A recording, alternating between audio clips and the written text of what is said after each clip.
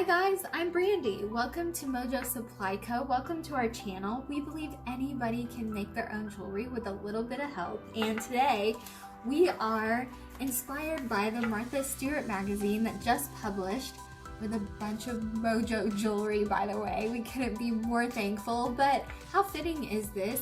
These are layered necklaces that you can make yourself, and I'm here to tell you how easy it is. And so what I've done is I've recreated the exact look from the magazine. I have the 3 layered necklaces, I have the pearl on the bottom, the layered charms, and the initial on the top. And so we're gonna make them right now.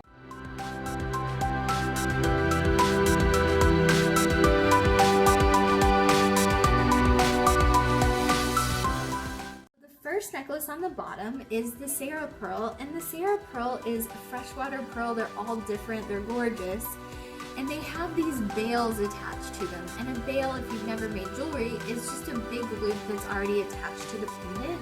When it has a veil, you can thread this onto any necklace. So it doesn't matter if you're shopping at Mojo, you can look at jewelry supply stores now and start looking for pendants with veils, and then you can make your necklaces that fast and you can customize them. It's a beautiful, beautiful thing.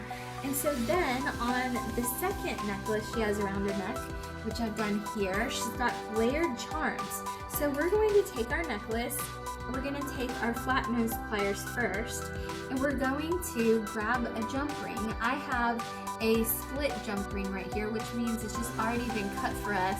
A lot of times I'll just use my hands to open it up. I'll do like that. And then I will just put that necklace right inside that little split that I made. And then I will add the pendant, get it straight for me, and thread it onto the jump ring. Now we're gonna layer, which I actually love the look of this. I grabbed a smaller little heart locket charm to layer on top.